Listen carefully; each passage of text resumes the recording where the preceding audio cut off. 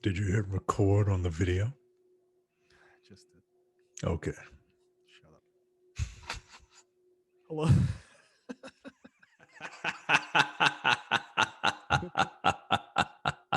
All right, here we go. Go.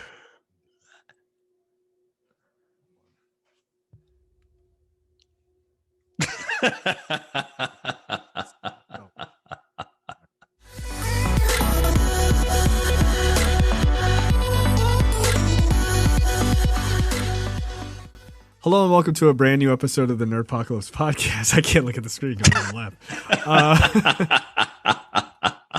I'm your host, Jay. I'm here with my co-host, Micah. Hey. All right. We're back. Yeah, Micah made me laugh, and then it took me 30 seconds to get myself together before starting. All right. So there is plenty to talk about this week. So we're going to jump right in. Checked out this week. Micah, you watched The History of Swear Words on Netflix.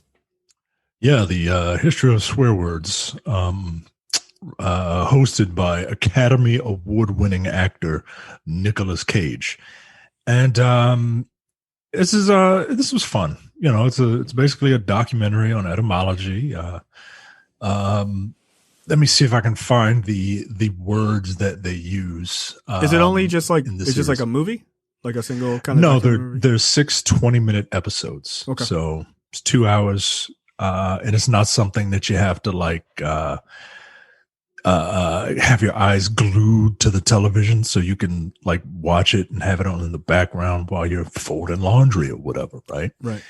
And yeah, it's really cool. They go through the word fuck, shit, bitch, dick, pussy, and damn. And it's set up. You know, Nick Cage kind of introduces everything. They have a panel of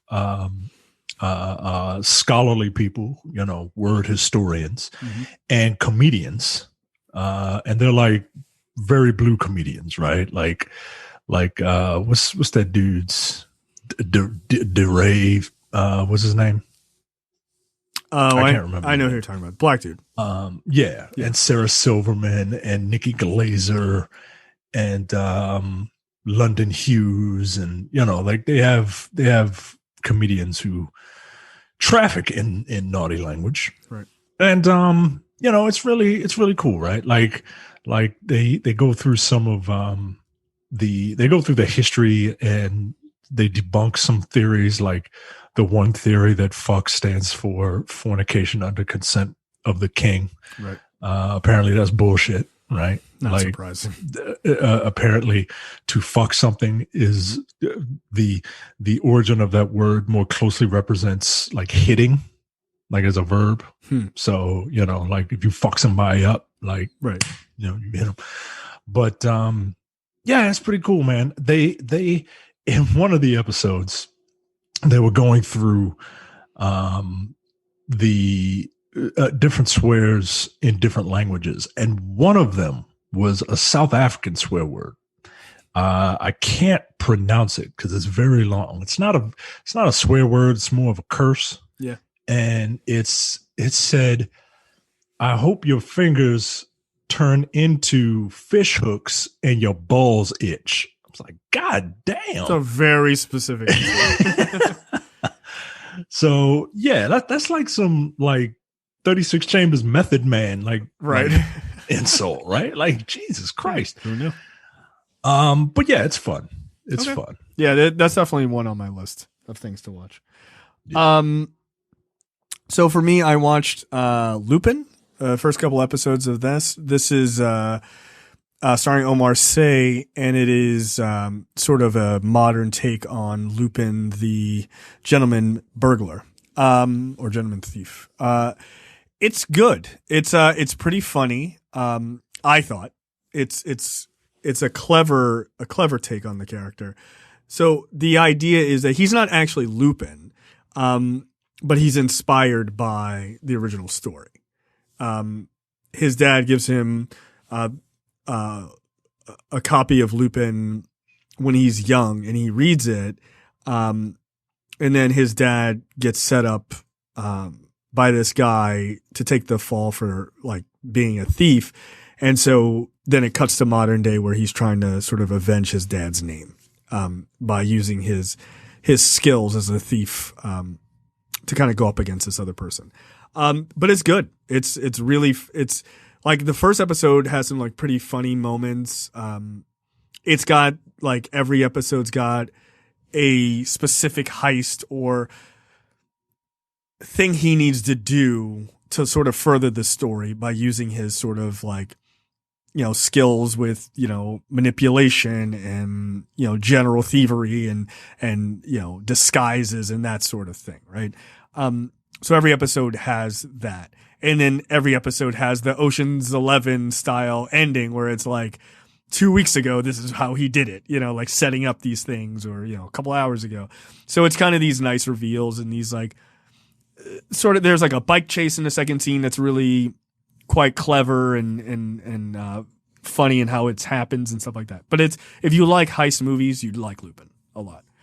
The only advice I would give you is don't watch the American dub.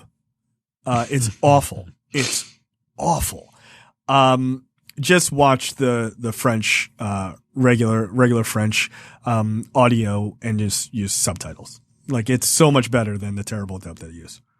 Anime nerds around the world are listening to this and they're like, see, all dubs are bad. Yeah, I would agree with them if I respected the medium in which they love. I don't. Cartoons don't have specific voices, except for Piccolo, who's obviously a black man. Everyone knows that. Yeah, this is it. I think the dub really bothers me because I know what Omar Sy sounds like in speaking French. He's Senegalese. I've seen him in other movies. He has a very like. It's a deep voice. And like the guy they chose is like, hey, everybody, it's me, Omar. I'm like, yeah, it doesn't like I saw a trailer for it and it just doesn't match. It don't work. Like, it just doesn't fit. Yeah. It's harder to do a dub if you know what the actor is supposed to actually sound like. So I was like, no, that's fine. Yeah, man. But other than that, it's great. It's actually pretty fun to watch. I don't know if it's going to if they'll do more of them. I'm not finished the series yet, but, I hope so. It says part 1, so yeah, it's the problem. I think how it's broken up. It's part 1 and 2 are in the same series. I think. Don't hold me to that. I'll look real fast, but I thought so. It's like it's all part 1. Never mind. So yeah, it's just 5 chapters, but it's really good. I've watched the first 3 so far, but I'm enjoying it. I think people would dig it if you like Ocean's 11 and that kind of stuff. You'll dig it. That's fun. All right, so we'll jump right into lightning round. Go ahead and take it away. Amazon's Lord of the Rings show is about the return of Sauron. Confirmed via a synopsis provided by theonering.net, Amazon Studios revealed that the series currently filming in New Zealand, with a cast that seems about as large as the population of a small country on top of that, is indeed set in the Second Age, thousands of years before the events of The Hobbit and The Lord of the Rings. The show will concern itself with characters both familiar and new. Familiar? Set thousands of years before? Okay. I mean, right. Sauron. I guess that's it. As they reckon with the fact that the Dark Lord Sauron has returned to cast shadow and flame across Middle-earth. That's fine. I'm looking forward to seeing what they do with this because they apparently spent a butt ton of money on this series. I'm looking forward to hearing you talk about it because You're not high fantasy. Think that I'm going to watch this. No. Yeah, we'll see. I'll check it out. Look, Amazon's got a pretty good track record so far for their series, so we'll see. I mean, this is going to be their first real like throwing big money at a series to try to make it work. They're saying this is planned for 5 seasons, at about 10 episodes per season. So, okay. And the talk is it was like they spent like $250 or $300 million. They're doing that for like per season, maybe even more. So I don't know. They must be expecting a big return. Or Jeff Bezos just has so much money, he's just like, whatever, just do it. Yeah, I think that's it. I think Jeff Bezos is just like, oh, I want an Emmy. Yeah, I got everything else. I mean, as a matter of fact, no, doesn't he have Emmys? Yeah, because what's the name? Marvelous Mrs. Maisel has won tons, quite a few Emmys, right? Yeah, and Fleabag, retrospectively. Yeah, and Fleabag, yeah. So, yeah, I guess he's just gunning for an Oscar at that point, right? Like I just want, why not? He has all the money in the world. Look, I will state this, and I mean it. If Warner Brothers ever wants to get rid of DC, they should sell to Amazon. Oh, but you know they're never going to do that. Probably not.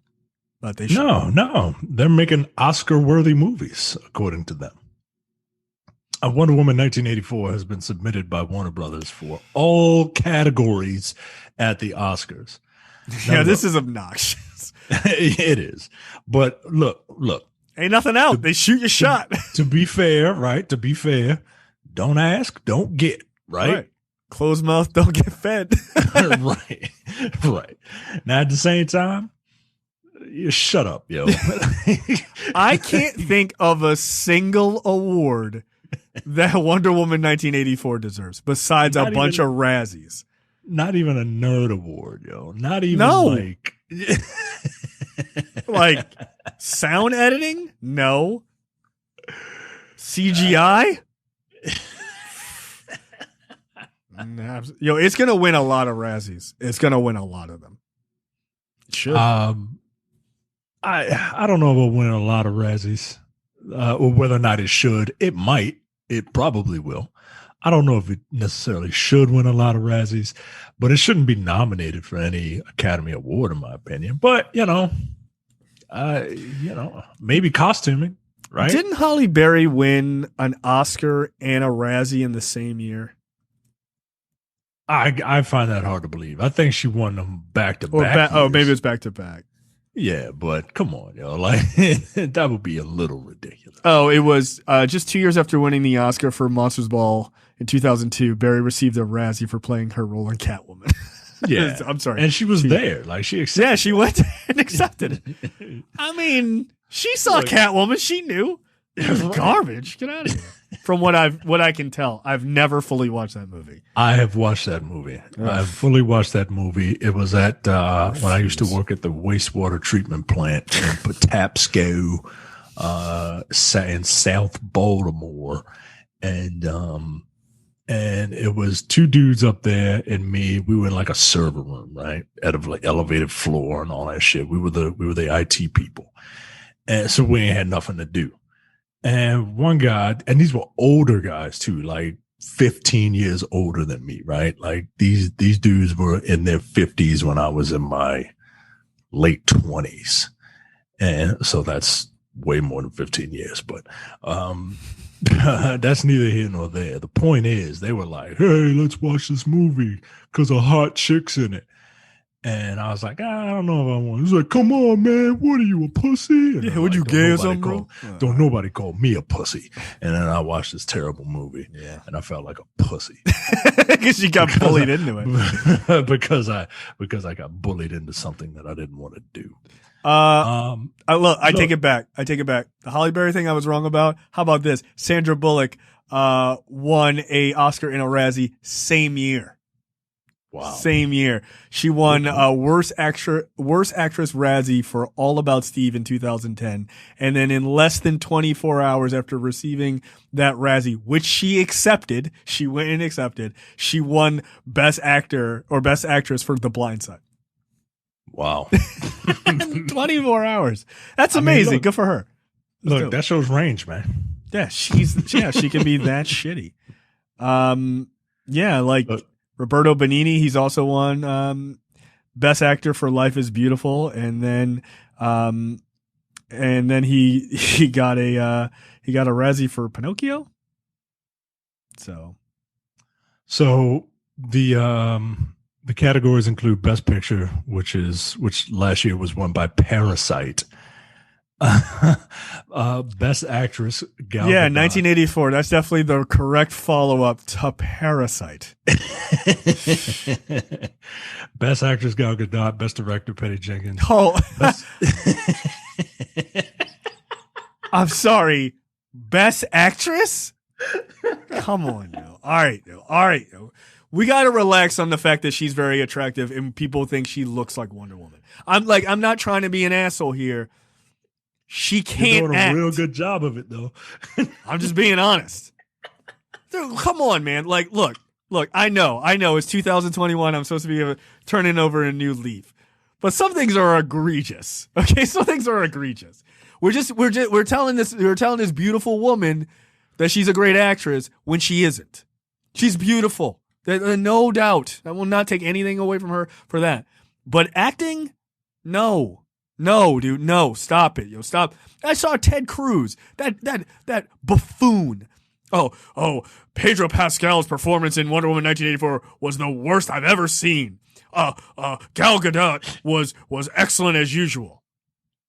Excellent as usual. Well, you know, all right, she's not gonna fuck you, Ted. Relax. Right, like that's what that is. That's right? that's what I'm saying. Yo, we got to be honest. Come on, man. Stop. Wasn't Ted Cruz didn't Ted Cruz get caught like following some porn star on Twitter? Yeah, he made a mistake and retweeted it. Or like favored it or some shit like that. And it was like, oh no, one of my staff members who had access to my private Twitter account did it. And they were like, which staffer?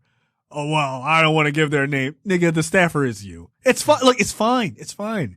You want to watch some chick bang another chick? That's fine. Whatever. But you did it. You did it.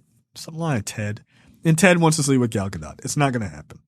Yeah, I mean, that's how, and, you know, relax. He obviously was like, well, you know, he obviously saw the Trump parallels, right? Of course. So he has to, you know, make sure that daddy knows that he's coming to his aid or whatever, right? God. Best supporting actor for Chris Pine and Pedro Pascal. Best supporting actress for Connie Nielsen, Kristen Wiig, and Robin Wright, who was in the film for all of 4 minutes. No, she wasn't. It wasn't even 4 minutes. It wasn't 4 minutes. She was in a scene that lasted 10, and she was in it for 35 seconds. Go back and watch it. She's in the beginning. She looks off at one point. Cut. The tournament's going on. She comes back and she grabs her at the end like, oh, cheetahs never win. And then that's fucking it. Nah, yo, no. Stop it. This is stupid. Who was Connie Nielsen? I don't even know who that is. I don't know who that is. I need to find out who this is real quick. Connie Williams? Wilson, you said?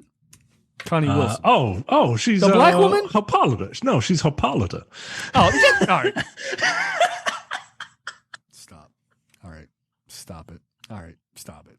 She's in the movie for less time than Robin. All right, yo. All right. All right. This movie is ridiculous. One more bit of trivia. At the moment, Wonder Woman 1984, which is being nominated for, which is throwing its hat into the ring for Best Picture. At the moment, Oscar frontrunners include, and these again are movies that are that Warner Brothers is directly comparing Wonder Woman 1984 to. Mank. I heard that was good. Yeah, I heard it was very good. Yeah. And Ma Rainey's Black Bottom.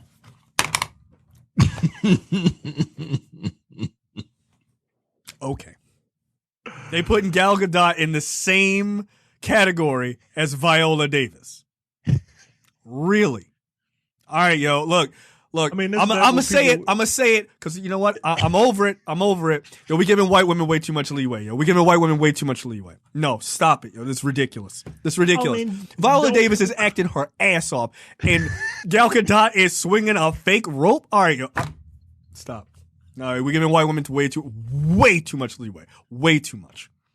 She's fine. She's fine. I got no issues with Gal Gadot. I love the first Wonder Woman movie. Knock it off. She in the same. Yo, how dare? And to quote Bill Burr, a white man, the nerve. Get out of here. swinging your Gucci footed shoe over the line. How dare you? How dare you? Yo, come on. That's insane to me.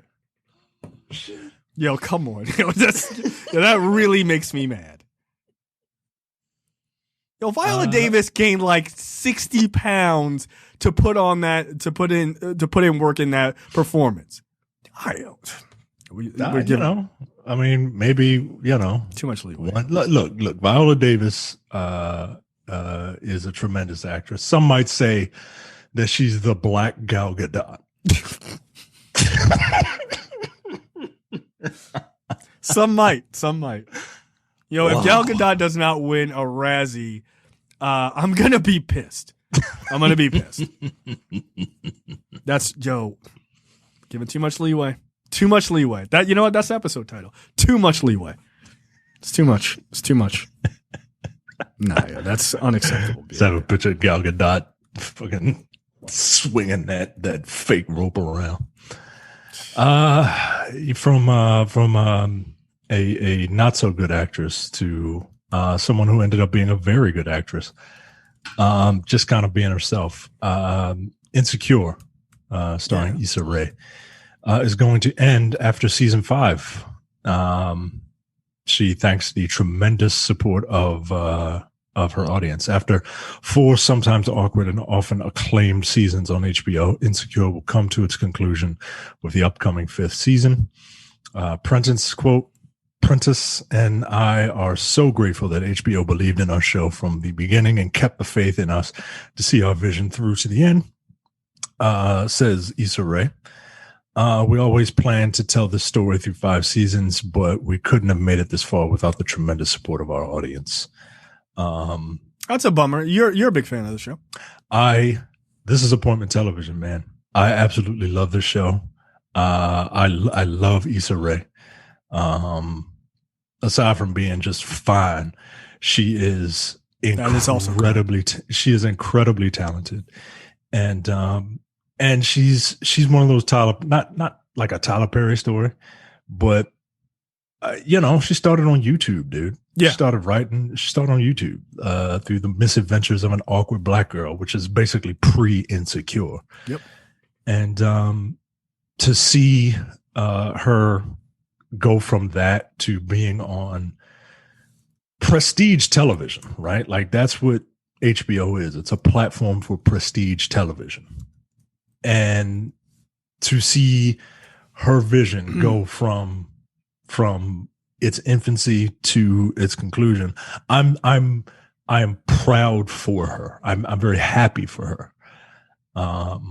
Because we generally don't get opportunities like that, specifically Black women telling very specific stories geared toward other Black women that are so good other people watch them. Yeah, and I also think that I agree with all of that, and it's also really interesting because her stories are very nuanced stories, right? Like, it's not stories of ironically, it's not a story. Insecure. I've only seen the first season, and I'll tell you why soon. It's not because I didn't like the show. Actually, I really enjoyed the first season.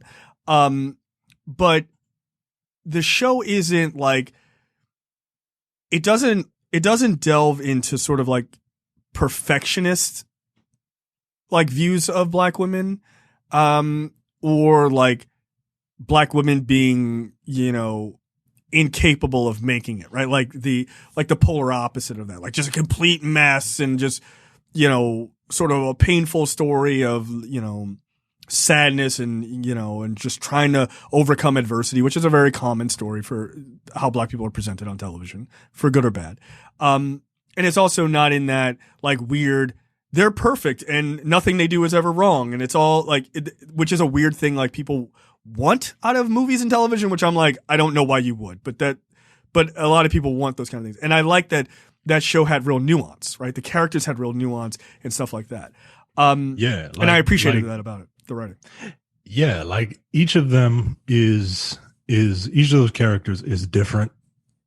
They're in different places in their lives, like, socially and financially, career wise.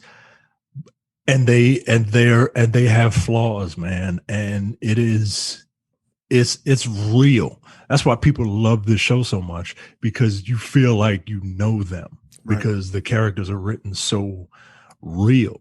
They're written like real human beings, right? Like if you aren't Issa, you know an Issa, right? Or you were an Issa. Or you were an Issa. Yeah. And you probably know a Molly. And if you do, I'm sorry. Yeah, 40-year-old. But yeah, man, like it's a show. It's one of the best shows I've ever seen on television, man. And that's not hyperbole for me. Like I really, really enjoy it. Yeah. So it's bittersweet, but I'd rather she go out on her own accord than just drag something out and then you not be into it and then the show gets bad. You know what I mean? Yeah. Like people were clamoring her, like they were sending her tweets talking about, so is Insecure going to be 60 minutes this year? Or when season 4 was coming out, and she's like, nah, yo, this is a half-hour episode, yo. Like, just chill. But that's people wanted more. Yeah. You know what I mean? Right. So interestingly enough, when this news broke, I was like, it's like, that sucks, because I thought that show was pretty popular. But it wasn't, I didn't think it was going out because it was like, suddenly people aren't watching it or HBO just wasn't interested. Clearly they were very interested. Because her next project, she's actually working with Adam McKay, to adapt the podcast Nice White Parents. Have you heard of this podcast? No. So, it's actually done by, Serial Productions and, the New York Times. The log line for it is, if you want to understand what's wrong with our public schools, you'll have to look at what is arguably the most powerful force in shaping them: white parents. 5-part series, dealing with that, right? And like, it's basically like white people like, oh, I want these schools to be, these schools to have a good mix of kids, and I think that's important and all this other stuff. And it's kind of like, well, not my kid's school, right? Like, I want the school over there, or the other side of the tracks to be diverse, right? Yeah, it actually deals pretty decently with, from my understanding. I haven't listened to the podcast. I just followed it because I do want to listen. My wife listens to it. She really enjoyed it. But it deals with the idea of like liberal white parents, right? Like trying to, yeah, exactly. And like, apparently, it's kind of like, do as I say, not as I do kind of thing, right? But she's teaming up with Adam McKay to make a 30-minute or a half-hour series at HBO.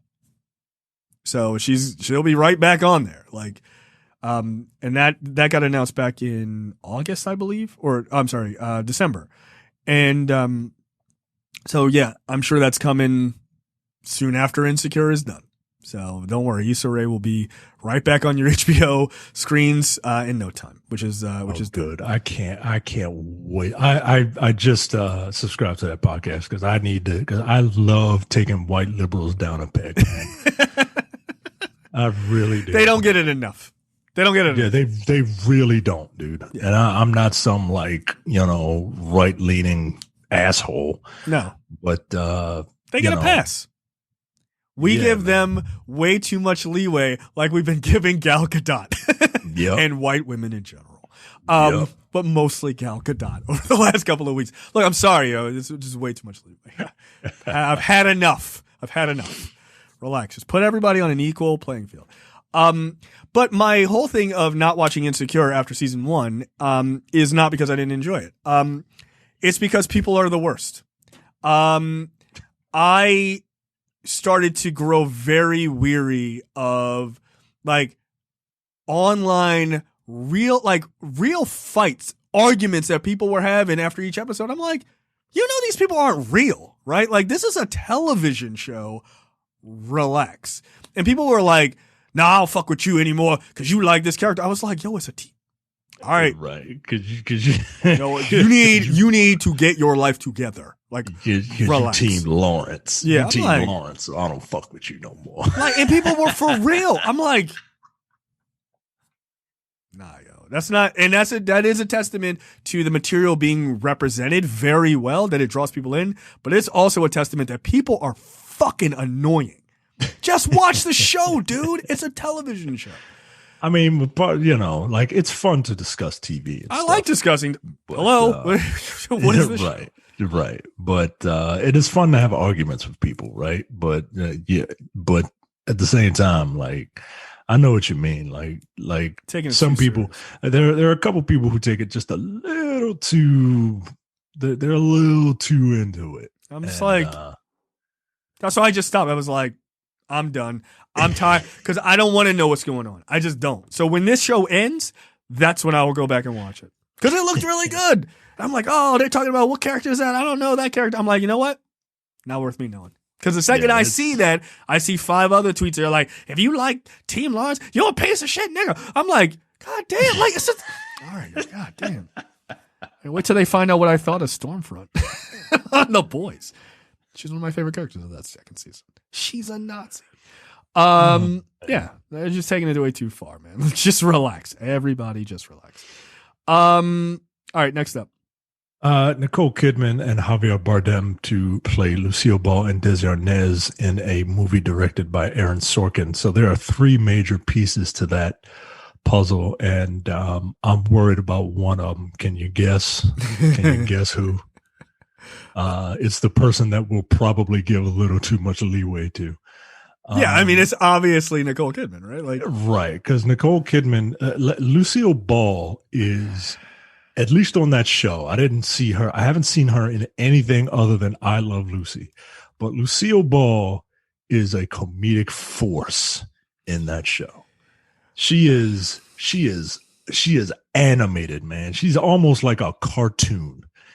And everything I see Nicole Kidman in, especially lately, she's too stoic and looks like she's afraid to emote. You know what I mean? Like even this picture on this site where Lucy is hugging Desi. Like look at the size of that smile on her face. Do you think Nicole Kidman can smile like that? No, I don't think that's possible. But I'm going to be a hypocrite here. I'm going to give a little bit of leeway to Nicole Kidman. You know why? I believe in being a hypocrite. I'm not against that. Here's why I'll give her a little bit of leeway. I don't know when they're doing Lucille Ball. Everybody is taking Lucille Ball as the character Lucille Ball from the shows, from I Love Lucy. But are they dealing with their personal lives? Because wasn't Lucille Ball kind of an alcoholic at one point? Like she had a rough go after she kind of got pulled out of the limelight of that show. If they're doing sort of their kind of rougher day-to-day lives, like dealing with Hollywood, I could see Nicole Kidman kind of crushing that, right? Because she's not a bad actress at all. I think she's gotten she's gotten much better over time. I used to hate Nicole Kidman as an actress. I was not a fan. So it just depends. If it is like this sort of younger, hey, I'm funny Lucille Ball, I don't see that casting working out very well. So I don't know. I honestly have no idea. You know who could have pulled this off better, in my opinion? Deborah Messing? Jillian Anderson. That's an interesting choice. I think Jillian Anderson, people sleep on her, man.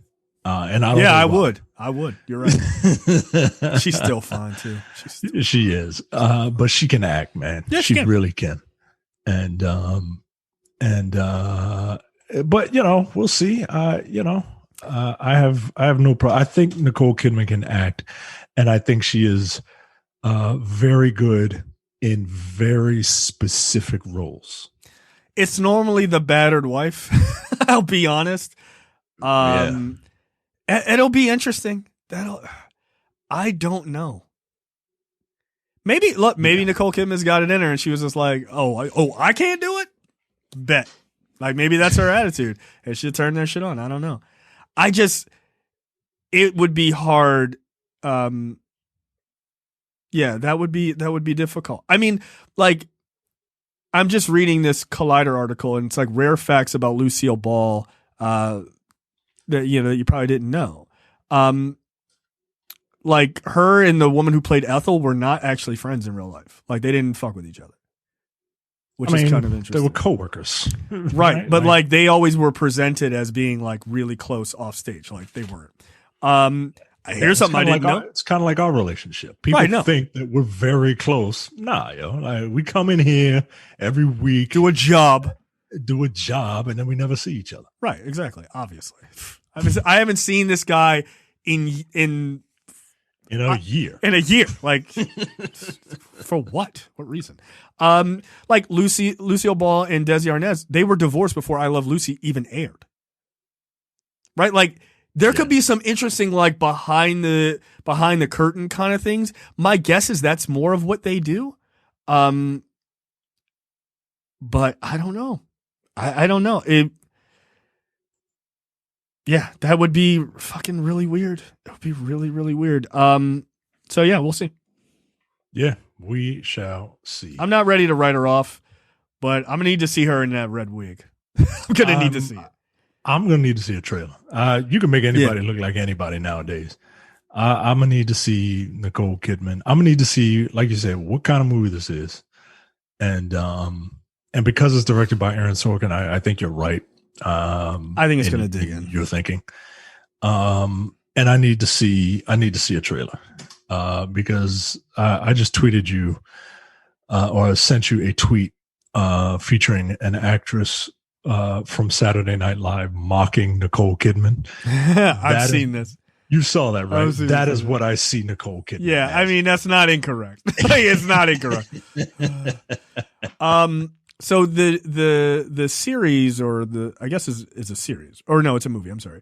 The movie is called Being the Ricardos. Reportedly takes place during one production week of I Love Lucy. When things get unexpectedly hectic on set, Lucy and Desi are faced with two simultaneous problems. A crisis that could end their careers and another that could end their marriage. So it's all about their personal lives outside of the show. So. All right. We'll see. We'll see. How do you feel about, nobody's talking about Javier Bardem in that role. What do you think of that? I mean, I think it's fine. I think people aren't really talking about it because, when you think Lucy, you think I Love Lucy, right? Like, nobody really thinks about Desi Arnaz. Yeah, no, they don't. And I'm also, again, like, Javier Bardem is an older guy, like, at this point. Like, it's going to have to be later. Javier Bardem is younger than Nicole Kidman. Oh, I believe that. She looks like she was rode hard and put away wet. I get that. I'm saying I think they could, pull this off. No, my point of mentioning his age is that, like, where they are in their lives for these characters. Because when she started I Love Lucy, she was 40. Right? When that show started. Like, if they're supposed to be in their 50s, like, it's going to be closer to the tail end of that show. Right? Like, that's just what I'm thinking. So, there you go. All right. Next up, as you wrote, the release of Plasma will be delayed. I was like, what are you talking about? But then, Morbius, Michael Morbius. He loves plasma. Everyone knows that. Who the vampire with, as everyone knows, he sucks plasma through his hands from his victims, because you can't have a vampire biting the necks of people on a Saturday morning cartoon. Morbius with Jared Leto delays the release date. The studio continues to grapple with the pandemic. The movie has been delayed numerous times, probably because it's not that great. And they're using the COVID-19 crisis as a reason to delay it. It was sad about supposed this? to. No. Morbius is not not one of my go-tos when it comes to Spider-Man villains. I'm not a vampire guy. I don't, vampires are too romantic. I don't want my monsters to be romantic and polite. Right? Like you gotta invite a vampire into your home, and they're all dressed up with capes and shit. And, it's all very like sensual and shit. Like they kiss you to kill you, and then they convert you. Nah. I want my vampires to be like monsters. Well, he kind of looks like a monster. He's got the little turned up nose. Yeah. He looks like a bat. He's got a bat face.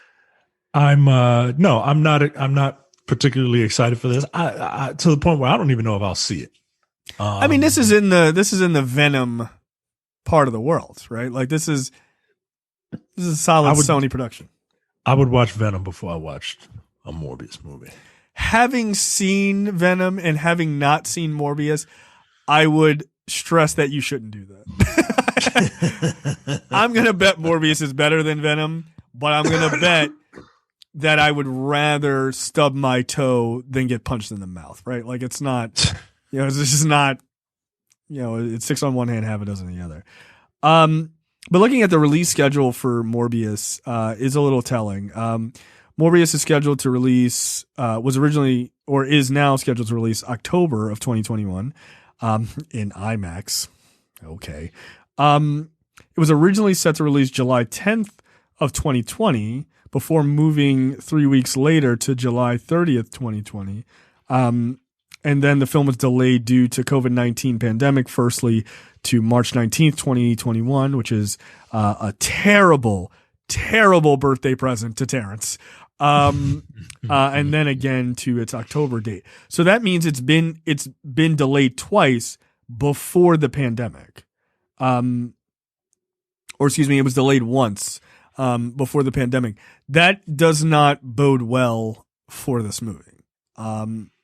Anytime these big movies get delayed for no like logical reason, COVID-19 being a different story, no, that's not good. Even if it's only delayed by 3 weeks, for them to get it out of that early July timeframe to put it closer to more of a dead zone tells me that they don't think it's going to do very well against other things. So, and it's supposed to be a superhero movie, so these are supposed to be gold. So I wouldn't look for Morbius to be too good, but people really like Venom, so I don't trust people's opinions on a lot of things. So I don't know why there are other Spider-Man villains that you could do, like that you could give their own stories to. I mean, I guess who would be that? Who would be those villains? Morbius is more of a sympathetic anti-hero in certain instances, but like if you want to, and I guess that's what they're trying to do, right? Because like Venom could be considered an anti-hero. Eddie Brock's Venom could be considered an anti-hero, whereas like someone like Matt Gargan's Venom is just a fucking dickhead. Yeah, he's just a thug, right? Yeah. I don't know why they're not doing Kraven. Like I don't know why they haven't pulled the trigger on Kraven. Kraven is the one that comes to mind off the top of my head for he's the noble antagonist to Spider-Man, right? Like he's one of those people that respects Spider-Man and all that shit, but you can have his story, right? And then at the end, he could hear about the ultimate prey, and you can make it either Venom or Spider-Man, right? Like, cause I don't know what they're doing with Spider-Man. They don't know. But let's just say Tom Holland's Spider-Man is not in the picture and this is like the Venom universe or whatever. You could have him hunt Venom. Sure. Why not? Like, yeah, who cares? It's a different medium. You can, and different rules. Not everything has to be, hard and fast to the comics, but right. The fact that they haven't pulled the trigger on Kraven is just baffling to me. It's right there. Yeah, but if they do, then they're going to fuck it up. So I'd rather they didn't. Yeah. And that's the thing, right? Like, I don't want that. Like Kraven's a big deal. Like Kraven is a huge deal. And I don't want them to screw it up. Also, don't do Kraven's Last Hunt. It's his last hunt for a reason. They're gonna do it. They're gonna be like, don't do it, yo. Kraven's first and last hunt. Like, don't do it, yo. That Kraven's Last Hunt is something you do at the end of a trilogy. And I don't care how you adapt it. You can there's a way you can adapt it without Spider-Man. But you still need a central figure for him to hunt, to be like the whole point of Kraven's Last Hunt is that Kraven is hunting Spider-Man to prove that, one, he can hunt Spider-Man, and two, he could be a better Spider-Man than Spider-Man. And he does it. Spoiler alert, he does it. And then he kills himself. Because it's like, well, what the fuck else I got? Wow. So don't do Kraven's Last Hunt. Yeah, there are other things you can do, man. But I don't know. I think, well, the Lizard is a sympathetic character, but he's a Dr. Jekyll, Mr. Hyde character. Like, it's too simplistic. You kind of need a hero to kind of bounce him off of. Big Will. Shut up. Big Will is a real. I noticed Big Will is not on your wall. Do you even respect? You don't even respect the Spider-Man. No, I don't respect Big Will. I respect like White Rabbit and Beetle and Screwball and shit like that before Big Wheel. Get out of here. Does Big Wheel even have a toy? I don't even know that they made one. No. But look, don't say it too loud because they'll make it. Like when all these Marvel Legends, they usually come out in waves of 6. Yeah. And then they have like a collector's piece where if you get all 6, you can build a figure together, right? Yeah. But inevitably, like I'm waiting for this Spider-Verse wave to come in, and they have 4 of the principal characters from Spider-Man Into the Spider-Verse, and they have 2 other characters, right? One is a hand ninja, right? And the other one is Frogman. And that's what they do. They throw in some weird ass character. And the Build-A-Figure is Stilt Man. So look, don't say it too loud because they'll make a Big Wheel. They need to. Put some respect on that man's name. The ultimate, like Spider-Man doesn't know what to do with that guy. He's got a big wheel. What the fuck are you gonna do? What a clever name. All right, next up, movie and TV news this week. Hollywood is prepping for more blockbuster pandemic delays. Obviously, we talked about the huge blockbuster that everybody is really dying to see, Morbius. Micah just went dark. But there are other ones that some would make an argument are probably fans are looking more forward to than Morbius. I mean, agree to disagree, but there are some. Sony's Cinderella, Disney's The Kingsman, Morbius, to name a few, including Marvel's Black Widow, Godzilla vs. Kong, Ryan Reynolds' Free Guy, Paramount's Infinite, starring Mark Wahlberg, Disney's Cruella, and Universal's, of course, their F9, Fast and Furious 9. So, yeah, because you people won't put on masks and stay inside, these movies are going to get delayed again. So, sucks, but that is the reality. Yeah, they're probably going to move them another 12 months. Yeah. Fucking sucks. Yeah, it does suck, man. It really sucks. But like, I don't know if I'm at the point now. I don't know if I'm at the point yet where I'm like, just release all of these on streaming. Mm-hmm. Like I can hold out. Yeah, but, okay. But at the same time, like I'm just disgusted with humanity. Not even humanity, Americans. Yeah, no, it's not humanity. It's Americans. Right. It's American, Joe. It's American. We just don't want to learn a lesson. Like we just don't. Nobody tells me what to do.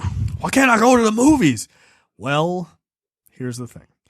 Yeah, I mean, look, it looks like we're, I think it's the next story will hopefully comfort people a lot. But I mean, having Warner Brothers dump their big movies on HBO Max is kind of nice, even if no one else is, just to kind of keep me satiated. But there's also just a ton of TV shows. Yeah, I mean, look, the TV is firing on all cylinders. They have been for a while, and now that everyone is supposed to be a home, TV is where it's at. So, I don't know, man. I don't think that movie theaters will die and never come back. But it doesn't look like. I thought we would be able to go to the movies again in the summer, and it doesn't look like it. No. And look, keep delaying them, because some of these movies, there's no way I'm seeing without the energy of the crowd. You know what I mean? I'm not going to watch a Fast and Furious movie in my house by myself. No, man. Like, the only way I'm watching Fast 9, I mean, look, if it's streaming, like, I'm going to see it. But I don't want to. I don't want to. But you gotta give me the ability to do a crowd watch. Like, you gotta give me something, man. Like, come on. Because it's crazy. Like, no, Fast and the Furious, you need the crowd. Like, you need the crowd. Like, Star Wars, you need the crowd. I feel like Marvel Godzilla movies, versus Kong. Probably you need the crowd. You need a crowd for that, man. Look, I saw the last one, and I saw it, like, sitting at my desk. No. Maybe I would have enjoyed it a lot more if I was in a theater, but I did not enjoy it just sitting at home. I just didn't. Yeah, like just didn't. Movies like that, you need a bunch of like-minded people to feed off of to get you into it. Right. Dunderheads. just fucking around. But yeah, so we'll see. Just put a mask on, man, please. Hopefully with the vaccine that will help, but we have so many more people infected, like, you're just kind of throwing the vaccine into the ocean at that point. There's just too many people. People are still wilding. Just be safe. On the same sort of wave, Netflix is releasing a new movie every week this year. That's crazy. Not a new television show, because those are also coming. A new movie.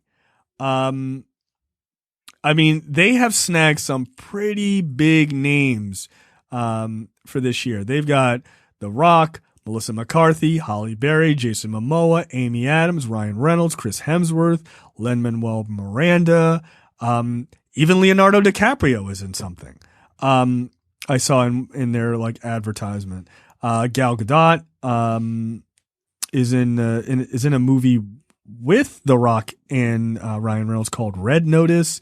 The Harder They Fall, which is a Western action film, starring Regina King, Idris Elba. Yeah, my wife saw that. She was like, "We watching this?" I'm like, "All right, that's fine." Did a trailer come out? If this is the movie that I think it is, if this is the movie that I think she's talking about with Jonathan Majors, yeah. Oh, I didn't see the trailer for that. That's interesting. Okay, I'll have to check that out. Yeah, Zach Braff. Zack Snyder's Army of the Dead, that has Batista in it. Yeah, Batista in it. Lin-Manuel Miranda is directing. I saw someone else is directing for the first time, which is dope. Yeah, Jennifer Lawrence and Leonardo DiCaprio are joined with Ariana Grande, Timothy Chalamet, Kid Cudi, randomly, and Meryl Streep in a movie called Don't Look Up. So, yeah, there's a lot of big names, man. That's a lot of big names. And if you're an actor or an actress, Netflix is a good spot because you know it's going to get out there. And you know it's not going to get held for a year or 2 years. Like, your work is going to get out there. So, I mean, Netflix has placed themselves in a perfect position. Like, they just really have. You know who else does this? A movie every week, and they've been doing it since I was a child. Yep. HBO. Yep. They sure do. And it's wild, right, to see that this company where you got movies in the mail is their business practices are the same as HBO now. At that point, yeah. And it's not like it was 30 years ago. I used to get the DVDs in the mail. Right. That's how I watched The Wire. like it is. Like, it wasn't that long ago. So, because I didn't have HBO. So I had to wait till that shit came out on DVD, and I was like, okay, I'll get it now. Get two discs every week and like burn through that shit and send it back. Like, it was awesome. That's such a clever idea, by the way. The fact that even worked is amazing to me. But yeah, so one new movie every week. Outside the Wire comes out this Friday, which is the Anthony Mackie movie where he's a robot or an android or whatever. That looks cool. I'll definitely watch that. Is Friday the day? I don't know about that necessarily. I think just Outside the Wire is Friday. So I don't think Friday is necessarily the day for all of these. Okay. But I mean, I don't think we have release dates for everything anyway. So I don't know. No, not for everything. But yeah, Malcolm and Marie that comes out on the 5th. There's a bunch of stuff, man. Yeah, and this article has it broken out by genre. I mean, they've got they seem to have a good amount of movies per genre, right? Like musicals, Western, and sci-fi seem to be the smallest, where it's like one or two movies. But like drama has a ton, comedy has a ton, For the Whole Family has a ton. Teenage Mutant Ninja Turtles. I don't know what that is. Okay. All right. Yeah. I guess there's a TMNT movie coming out. Yeah. It might be animated. So, yeah. Look, man, I'm here for it. That's dope. I will take it. Yeah, this is cool, man. And look, what a great. This is. I mean, look, everybody's home, so yeah, just about. Let's do it. Thanks, Netflix. Yep. Thanks. There's nothing on Netflix. There's something new every single week. Right. Yeah, you might not want to see it, but it's something on there. Like, right. If anything, people are paralyzed by all the choices. Right. Like, that's me. And this 100%. Sounds like a Netflix ad, but it's really not. I don't like anybody named Reed. So Reed Hastings is the CEO of Netflix. Before you people are like, what? So I thought you just didn't know how to read, but go ahead.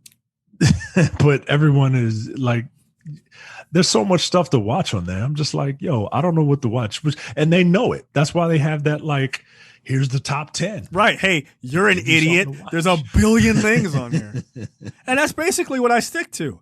If I go into any genre, I'm gone. I'm lost. Like, no, I am deeply paralyzed by the amount of choices because then it's compounded by having multiple streaming services. Right? I open Hulu and they're like, did you know we got all these movies? And I open HBO Max. I'm like, oh, go fuck yourself, man.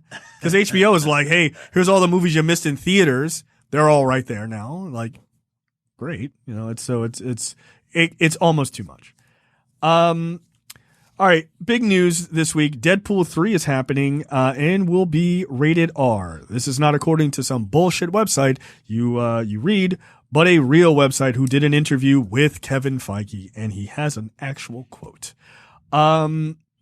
He is quoted as saying, "It will be rated R. We are working on a script right now, and Ryan's overseeing a script right now. It will not be filming this year. Ryan is very busy, a very successful actor. We've got a number of things were already announced that we now have to make, but it's exciting for it to have begun. Again, a very different type of character in the MCU, and Ryan is a force of nature, which is just awesome to see him bring that character to life. So there you go. Definitively, it is in there. So it's rated R. It's in the MCU. It's starring Ryan Reynolds. People said none of that was going to happen. So it's nice to have Kevin Feige come out and put all that to rest. That's great. Look, man, I think I might have been one of those people who was like, I don't know if they're going to do it rated R. And then I was trying to figure out ways that they can make it PG-13. And, okay, rated R. I take it'll be more because of the violence. Probably. I mean, I don't think they're cutting down on the cursing and stuff anyway. Yeah, but you can get away with a couple of swears, right? Like a couple of those Avengers movies got away with a couple of swears. I'm talking about like I want to see the violence because I want to see what that bodes for other properties like Blade, right? Yep. And if it works, maybe we can get more darker characters, right? Like maybe you could introduce John Barenthal's Punisher into the MCU. That is a very violent character. Yeah. Could it be better than Punisher season 2? I didn't finish it. Me either. It wasn't good. Yeah, I didn't finish it. And I really liked him as Punisher. I did not like that second season. Maybe this is a long shot, but if they bring Charlie Cox back, maybe that could be a little more. Maybe that movie, because I think Daredevil is a strong enough character to hold an R-rated movie. Maybe that could be something that could happen. I don't know. Okay. Maybe you can get a Ghost Rider off the ground, right? Like I like that. I like the idea of a Deadpool, a Blade, a Punisher, and a Ghost Rider R-rated movie. I don't necessarily think a R-rated Daredevil movie is necessary. Daredevil lives so much in the New York Spider-Man Kingpin zone that I would think they'd want to lighten him up a little bit so that he could interact with those kind of characters a little bit more, right? Like I don't feel like it might not be the best idea to make him so dark. Don't get me wrong. I thought like especially season 3 of Daredevil was super good. I'm just thinking putting him in the MCU, I'd imagine they'd want to have him interacting in a larger capacity. And I don't see how you could do that with having him be an R-rated character. Like Blade and Punisher, they're going to be on the outskirts of that universe. They'd have to be. And I mean, even in the comics they are, right? Like Blade has never joined the Avengers, like main roster. I mean, maybe he has in like one comic or something weird, but not as like a long-term kind of thing. So I would imagine Daredevil would probably want to be a little bit lighter, though I think Charlie Cox could do that. I just think they'd have to kind of lighten the characters up a little bit. Sure.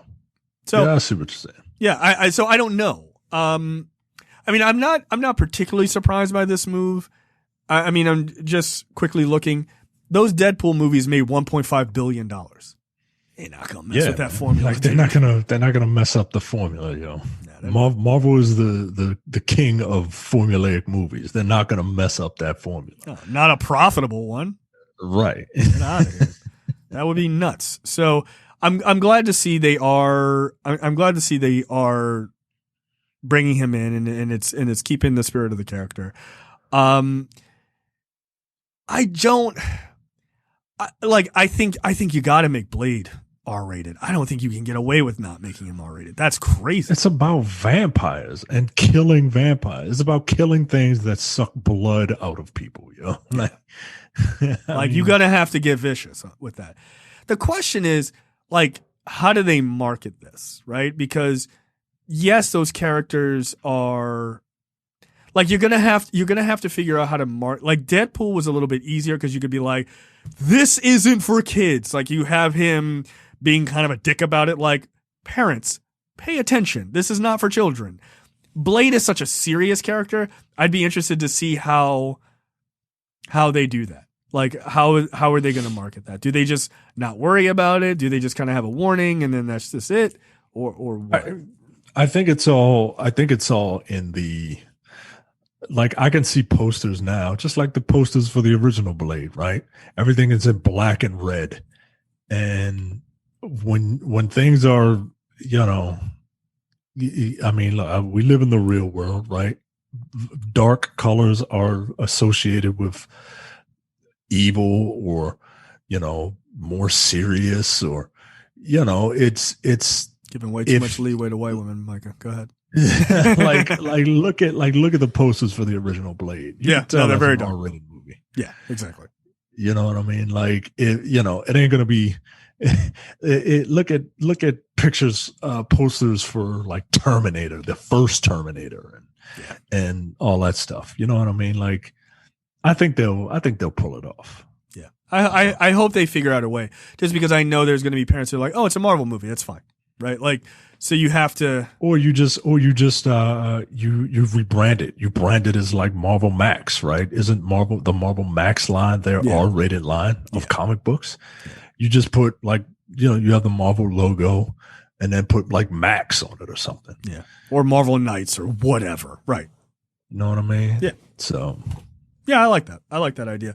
I do look forward to seeing how this plays and what the implications are, because if it works, and like as far as Deadpool 3, I think it definitely will work. Though I thought the second movie wasn't as good as the first. It got like a little overly ambitious, I thought. But I still really enjoyed it. It will be interesting to see, like, do they give him the ability to like be in other movies, right? Like, does he pop up in other things, as you know, or like, does he comment directly on the MCU and things like do they basically run it exactly like a comic, or like how they did in the under Fox, where you could say like, oh, relax Thanos or whatever, like to Josh Brolin, or, you know, like, could you do those kind of things? Like, that would be interesting. I would have to imagine that they would, right? Like, it's part of the fun, right? I can't think of a thing off the top of my head, but like, one, he pops into some PG-13 movie, says the F word and gets bleeped, and he's like, yo, what the bloop? Hey, like, and then he's like, oh yeah, like, this is a PG-13 movie or whatever, right? And yeah, I think they're not afraid to do that. They're not afraid to have fun. Yeah, I do think it would be cool. There was a rumor. I just take it as purely a rumor, but it's like this. There's supposed to be a scene of like a contest of champions in Shang-Chi, and like, the rumor was that they would have him show up there at one point, which would be kind of funny. Like, just like these serious martial artists, and then just like this asshole shows up, which would be pretty good. I like that idea. So, yeah, it'll be interesting to see how they play it. But I think if he can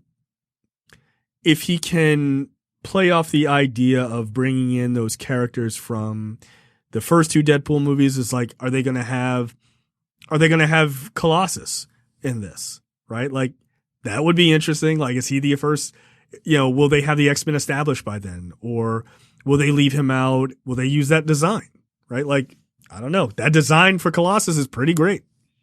Yeah. It looks better than anything we've seen. So it'll be interesting to see how they weave Deadpool 1 and 2 things into the MCU, whether they will or not, right? Like, they just maybe leave those stories there and then just have him go off on his own thing. I don't know. But like, I'd like to see Negasonic Teenage Warhead again. She was great. So I think it'd be dope. Next up, I didn't believe it when I saw it. Then I went to a real website, and I was proven wrong. So I'm happy to be proven wrong. Captain America, played by one Christopher Evans, is eyeing a return to the MCU.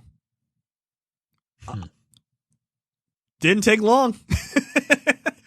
I think he saw what was happening at the Capitol, and he decided he needed to suit up again for America. And I appreciate that. I do like that he tweeted. He was like, I don't, like, what the fuck is going on at the Capitol? And someone's like, what do you mean you're confused? Suit up. Like, we need you, yo. Get out there. What do you think of this news? I'm of two minds. You know, in this MCU, Captain America is a standout. He is one of, if not the best character Despite what dummies on the internet who write articles about how Steve Trevor's arc was better than Captain America's arc throughout the entire MCU. I'm gonna need you to calm down. You know what? That was a real article on a real internet. On Al Gore's internet. I think Captain America is the best character in the MCU. Yes. And I think Chris Evans did a tremendous job playing him.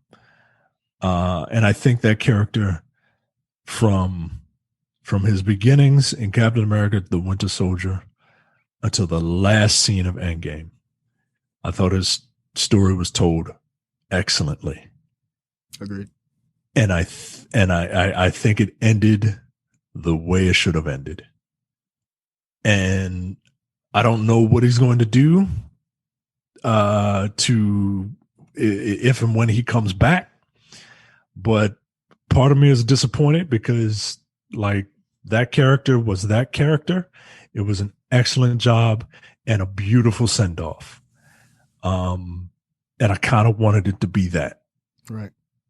At the same time, who don't love Captain America, yo? Like that's how I feel, man. Who don't want to see him back?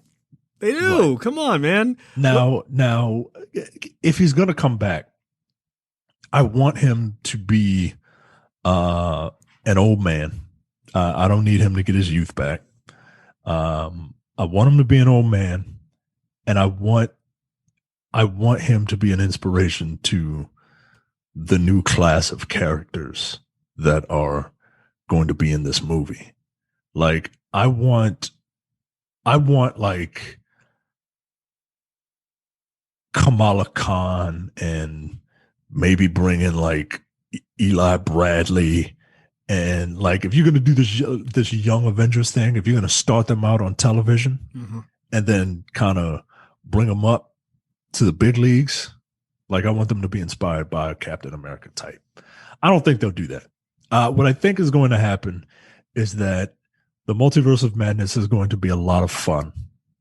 And I think you will get, no, they're filming Multiverse of Madness now, right? Or is it? I don't know. I feel like this is a Multiverse of Madness thing. Like I don't know if they would like, because what's Old Man Cap gonna do? Is he gonna be the director of S.H.I.E.L.D.? Like I know he was the director of S.H.I.E.L.D. at one point. I don't want that. That seems I don't want that, yo. I don't think he comes back. I don't think he comes back for something like that. No, dude. Like I don't think he does. Like that character's ending was great. To come it was perfect. Back, it was perfect. Right, to come back for something like that would cheapen it.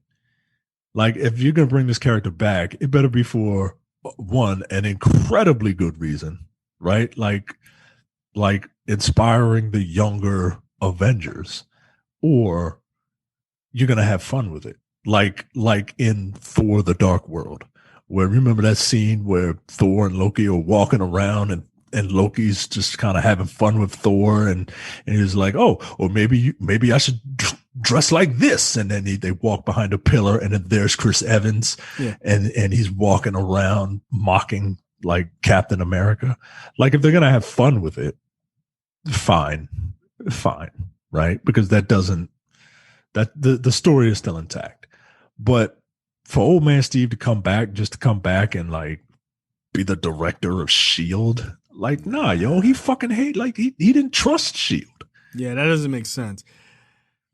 So a couple of ideas I've seen floating around, I find interesting. One of them is Hydra Cap, right? Like that story. It's an interesting one. It would give him something to do. Like it would give him something really to do, right? Like where he gets to play it evil.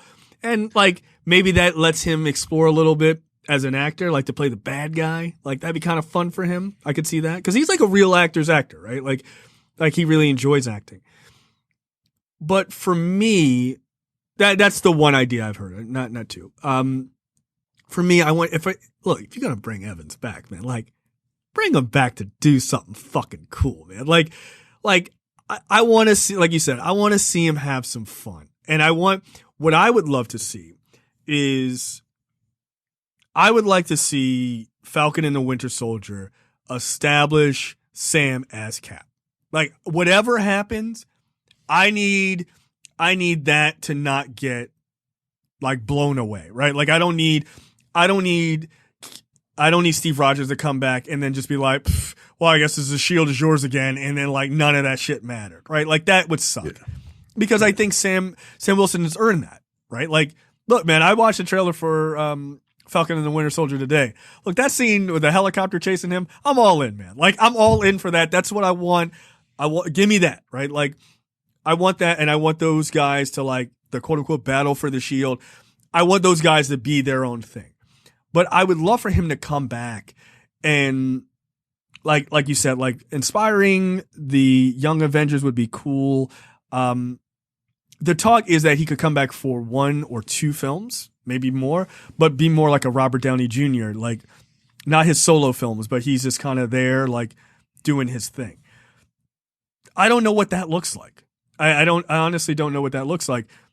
But it'd be cool to have him back on the team for a little bit, and then, I don't know, they would have to figure out, like, I don't know. Like, we don't know what the next part of the universe is, right? Like, right. Thanos was all of this big saga, but we don't know what the next part is. Is Kang the next part of the saga? Because is Kang pissed off because Cap is fucking jumping around time? Well, maybe you need Cap there, right? Maybe, here's an idea, just fucking off the dome, as kids would say.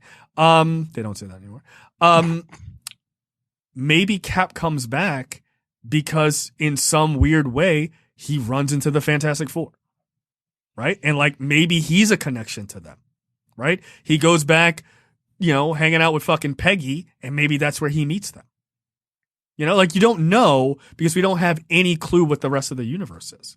So, I don't know. I think it'll become clearer when we actually know what the next saga is. And until we see, I don't know, Kang do the fucking turn at the end of the next movie, I don't think we know. Maybe they're bringing him back so that they can ready an X-Men versus Avengers thing. I don't know. Who knows? Yeah. That'd be interesting, but it's going to matter what the next saga is. And until we know that, I don't think everybody's just throwing darts at this point. Yeah. Either way, I'm excited to see him come back. I figured he wasn't going to stay away forever. I figured he wouldn't. I mean, I said that when they reported that was his last movie because he wanted to direct and he wanted to go do other stuff. And he went and did Knives Out and he was great. And he's in a bunch of other shit coming up. Yeah. I mean, he probably would have been in more things had the pandemic not happened right now. But yeah. And after he's done. Now he's got all that out of his system. Yeah. He's like, well, I mean, it's Captain America. Call Anthony Mackie. Give me my shit back, yo. Come on. Knock it off. You think Anthony Mackie was pissed when he got that phone call? Fuck, dude. Come on, man. My series ain't even come out. I'm coming back. Move your shit out of my trailer. Get out of here. But it's got to just be fun to play that role. Like, it just has to be. Especially given the type of person that Chris Evans is, right? Like, he seems like he's very woke. So he probably really enjoys playing that character. Yeah. Yeah. Look, man, we'll see. We'll see. Not mad about it. No, I'm not mad about it at all. So, all right, let's jump down to what the fuck, brought to you by JTD. Well, I hope if I open this story. And I am. McDonald's is selling a Spam burger topped with an Oreo cookie or Oreo cookie crumbs. McDonald's is selling a sandwich made of Spam topped with crushed Oreo cookies. In addition to in an attention-grabbing move that has raised eyebrows. Would I try this? I mean, is the Spam cooked? I mean, I assume it is. I mean, I could scrape the cookies off of it and just eat Spam. Like, I've had Spam before. Global brands from restaurants to automakers sometimes roll out offbeat products to appeal to this market's specific taste. In the populous and intensely competitive market, this is undoubtedly one of them. Quote, "I thought it was delicious," said a comment signed by this person. Where is this at, by the way? This is Japan. Nope. This is a much bigger market. Alabama. China. This is China. Same thing. Yeah. I mean, look, I get the thought process of Spam Oreo burger. Yeah. Like, oh yeah, Alabama, of course. Yeah, obviously. Where else? But no, this is China. This is some JTD shit. The person goes on to quote, "Is that because they said they thought it was delicious? Is that because I love McDonald's too deeply, or is something wrong with my taste?" That one. Yeah, there's something definitely wrong with your taste. The sandwich is made of 2 slices of Spam, Oreo cookies topped with mayonnaise. All right, that's it. Like, that's the thing that I'm not. I'm not okay with that. No, I'm not okay with the mayonnaise. I've had mayonnaise. I'm not like a friend of mine. She refuses to eat mayonnaise. She's one of those people that refuses to eat anything white. But and she's really smart too. So I'm like, you sure? You sure? She's very book smart. So I'm like, what are you doing, yo? You're an engineer, for God's sake. Yeah. I refuse to eat anything white. Why? Dude, fuck. Take your fucking Wonder Woman bracelets off and stop being a fucking black Israelite. What are you talking about? You're giving way too much leeway to white foods. Way too much leeway. So yeah, you eating a spam hamburger? Is it spam? Is it spam on top of a regular burger, or is it just a spam? It's spam. It's a spam burger with cookie crumbs and mayonnaise. That's disgusting. I mean, I gotta take one of them off. I gotta take something off. I'm gonna try it. I'm not gonna like it. I don't like the taste of spam all that much. Spam comes from Spigs, and I don't like Spigs. Spam is such a weird fucking food product. Yeah, I'm gonna try it. I'm gonna take one bite, and I'm probably gonna be fairly disgusted. Like, I don't like when people joke about trying the Luther. It's like a hamburger with like donut bread. Like, I don't think that shit's funny. It's fucking heartbreaking. I'm too old, man. I can't eat something like that. Yo, you know how many workouts I would have to do if I smelled a Luther? Like, no, I'm not eating that. Like, that's insane. Fucking A1Cs would be going through the roof. Get out of here. No. Yeah, it's too much, man. I don't like savory foods that are going around lying, pretending to be sweet. Like, get out of here. No. Look, much like the races, I think you should keep those things separate. Like, that's how I feel about it. Just imagine someone listening to this for the first time, like, wow, these guys are. How is this still on YouTube? It's a joke. It's a joke. I don't think sweets and savory things should be separated. Yeah, that's awful. No, thank you. Here's what's really disgusting. My story. 100 parasitic worms in a man's stomach. Click on the video. I will not. Shit went down this week in a city. A guy with a painful grumbling in his gut quickly learned more than 100 worms had set up shop in his body and had to be surgically removed. The man wandered into the 100 parasitic worms. Ugh. A man wandered into a hospital where, with complaints of incessant stomach pain, a doctor checked him out and discovered His stomach that resembled, I'm going to need these people from TNZ to stop writing like this. Resembled a live bait shop. Yeah, that's fucking sickening, yo. That's a really sickening thing to write. It's basically Worm City in there. All right, relax. The doctor and his team immediately fished out more than 100 parasitic worms, which had apparently started with just one that had laid a bunch of eggs. Word is the medical team chalked the infestation up to poor eating habits. Go figure. Where did this happen? It's gotta be like, well, no, I'm not going to say it's gotta be because that kind of sounds bad. Do it. You're probably right. Do it. It's gotta be some like South Asian country. Like,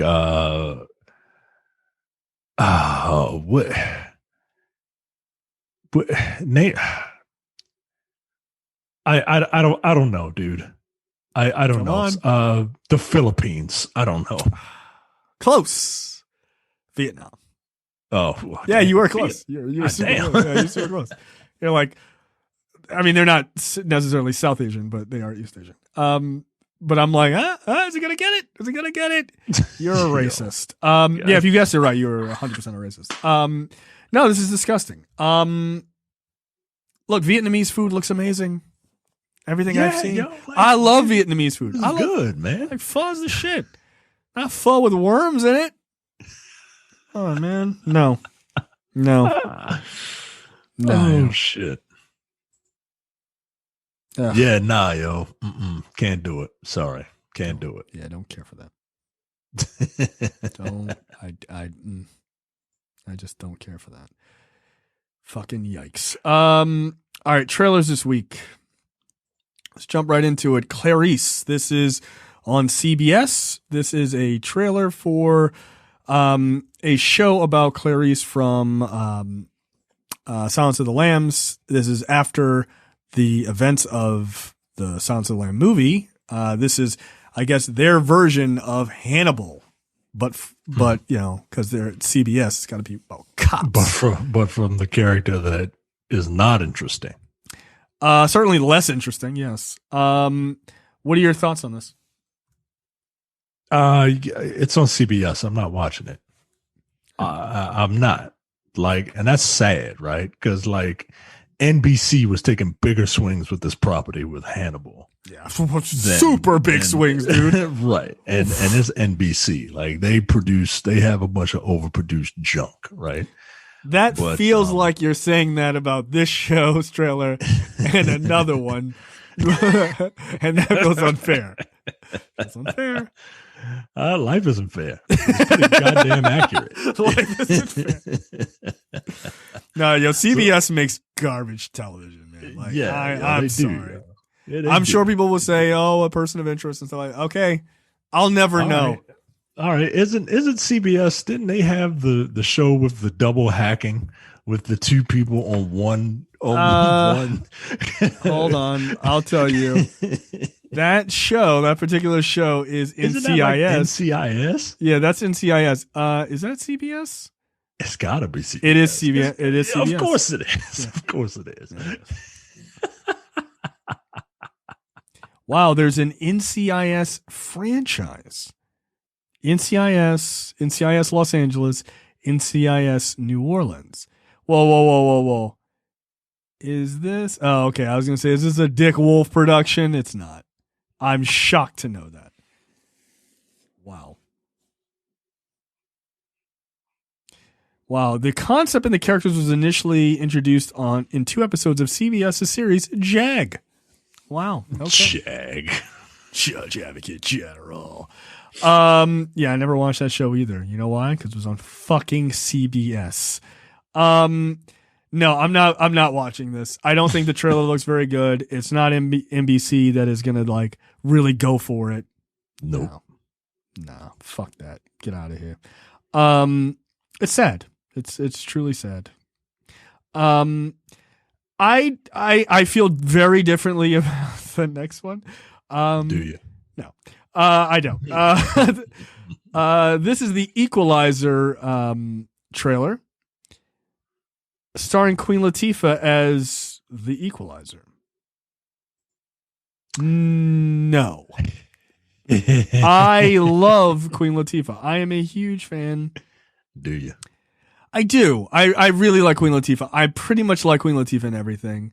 I think she is a I think she has such an interesting career, right? Yeah. Like to go from rapper to, to doing acting, and then like, and being like a really like kind of simplistic actor, to then like doing like long hauls on, sitcoms where she was really, really playing beloved characters, to like having a real film career, and then like singing, and like she's like a really multi-talented person.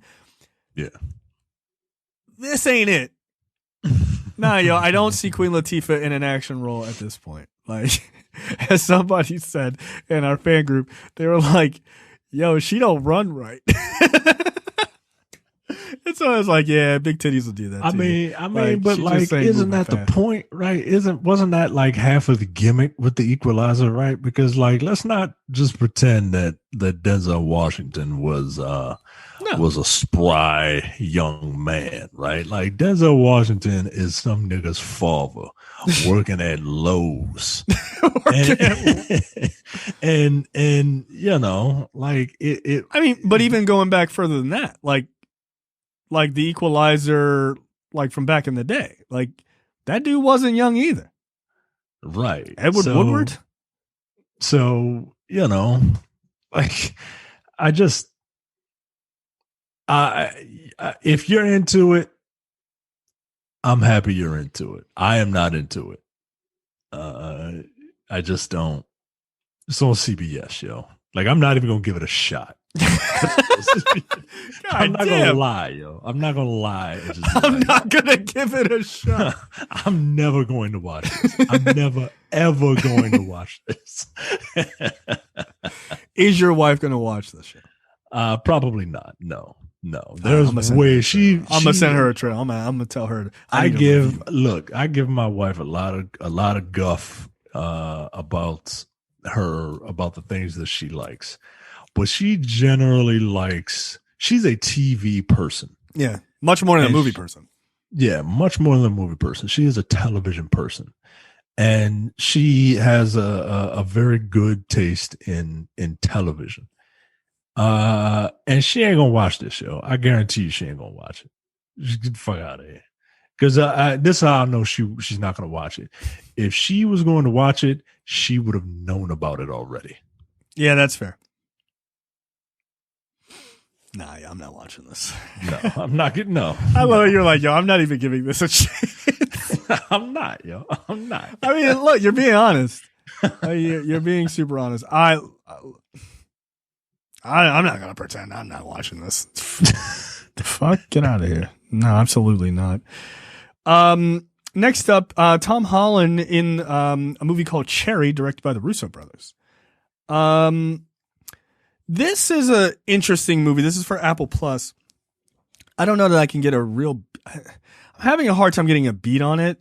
I do think it looks good. It's just about a kid who just like he kind of just goes through life. He feels like he's seen his entire life before him.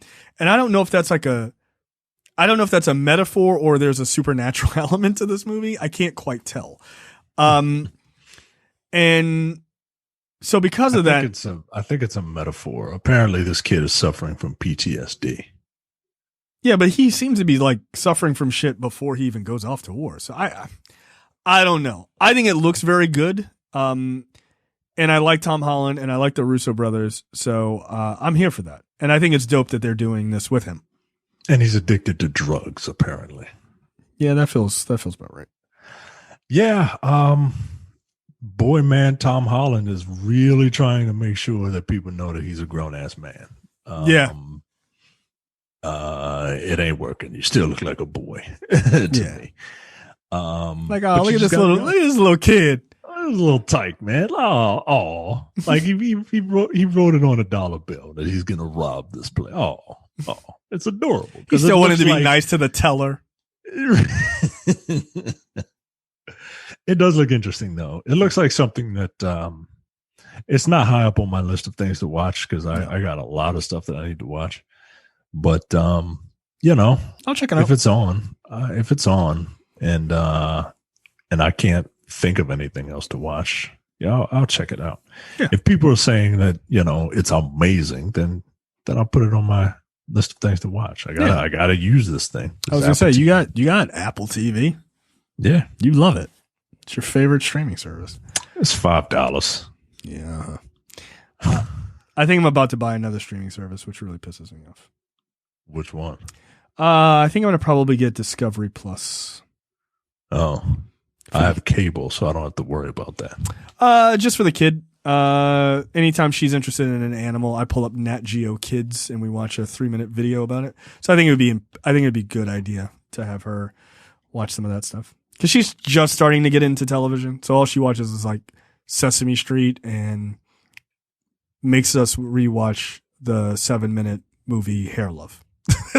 that's it. Oh, so that's about as far as TV gets for me. And my goal of watching Sesame Street now is identifying known actors back in 1968, which is kind of interesting. I'm like, is that dude Javier Bardem?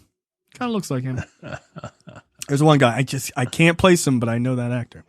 And then lastly, Malcolm and Marie. This is starring John David Washington and Zendaya. This looks so good to me. It's just two people acting their asses off, and I like it. I love it. It's got some super French film vibes to it. I'm totally digging it. Yeah, it's a black and white picture, and it looks like it's just two people acting, like two people. They seem to be stuck in one location. It's kind of like a play. Yep, a 2-person play.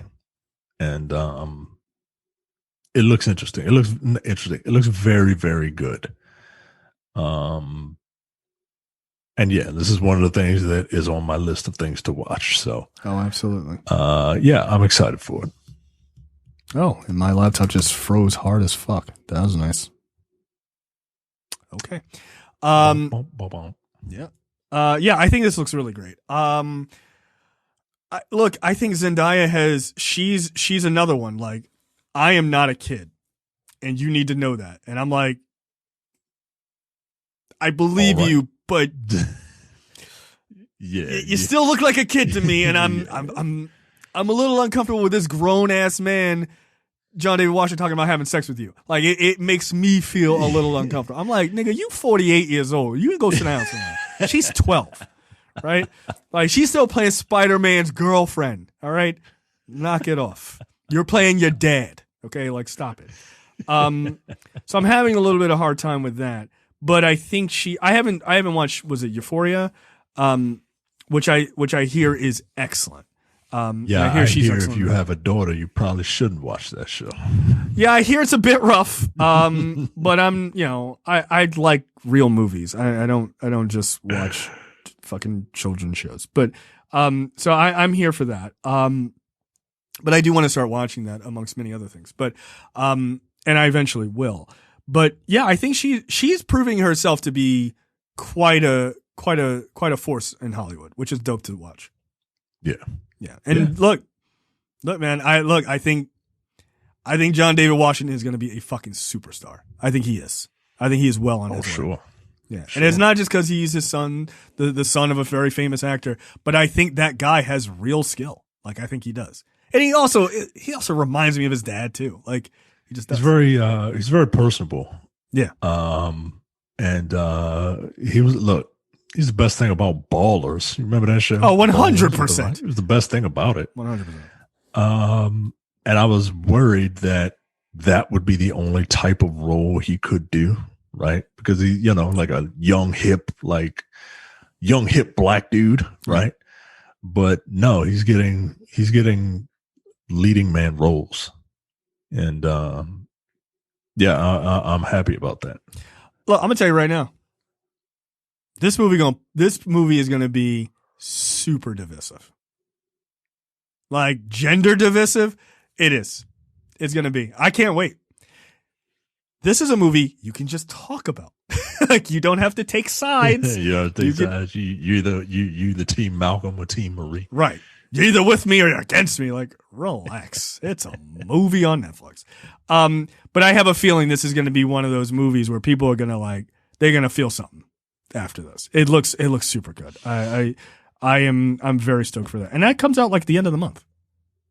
I thought it comes out in the end of the month, beginning of February, something like that. Yeah. So I am here for it. Looks great. All right. Anything else?